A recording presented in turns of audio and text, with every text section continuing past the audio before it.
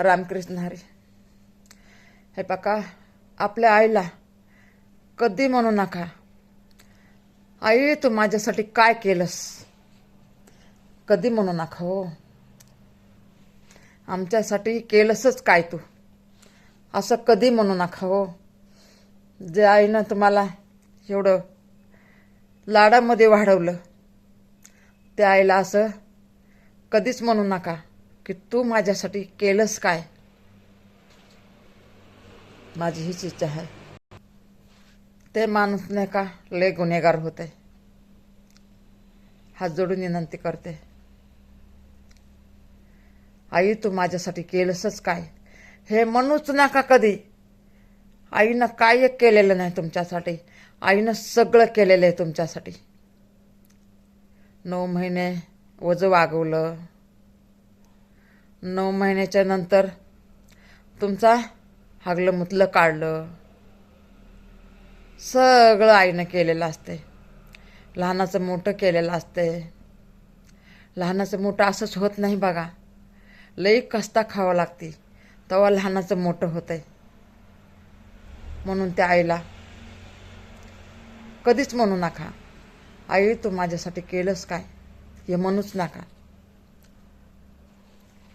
लेकरांनो, तुमच्यावर संकट येते, तुमच्यावर टाइम येत आहे, तुम्ही संकटमध्ये असतात, त्यावेळेस तुमचीच आई आणि बाप तुमच्या कामाला येतात. दुसरं कुणी कामाला येत नाही बरं का.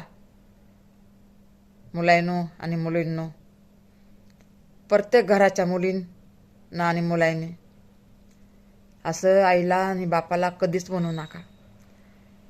प्रत्येक संकटमध्ये तुमच्या आई बरोबर असते, बाप बरोबर असते. त्या आईला म्हणू नका की तू माझ्यासाठी केलंस काय. तुम्ही सारखं म्हणताय आमच्यामध्ये नको पडू, बघू आमचं आम्ही, बघू आमचं आम्ही, असं कधीच म्हणू नका. आईच्याच प्रेमाने सगळं होतंय. तुमचं काय चांगलं होतंय ना, आईच्या प्रेमानेच होतंय. आई देवाला एवढी भांडत असती ना, देवा माझ्या लेकराला कधी काटा मोडू नको, देवा माझ्या लेकराला कधी दुःख देऊ नको, ते आई म्हणत असते. दुसरं कुणी म्हणत नसते बरं का. ते आई म्हणते, तू माझ्या जिंदगीमध्ये नको वाकून बघू, आम्ही करतो तसं करू दे. अरे एक त्या आईचं प्रेम असतंय की लेकरू आपलं संकटमध्ये नाही सापडावं.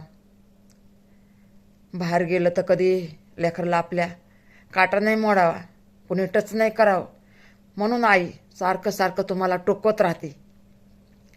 एक प्रेमाने टोकवते तुम्हाला, दुसरं कुणी नाही टोकवणार.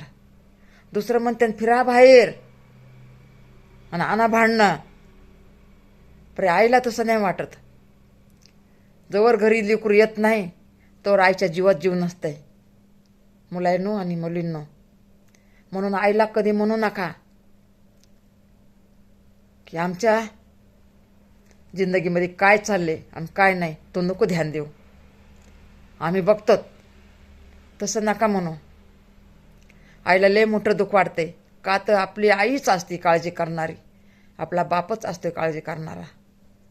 नमस्कार मुलींनो, नमस्कार. रामकृष्ण हरी.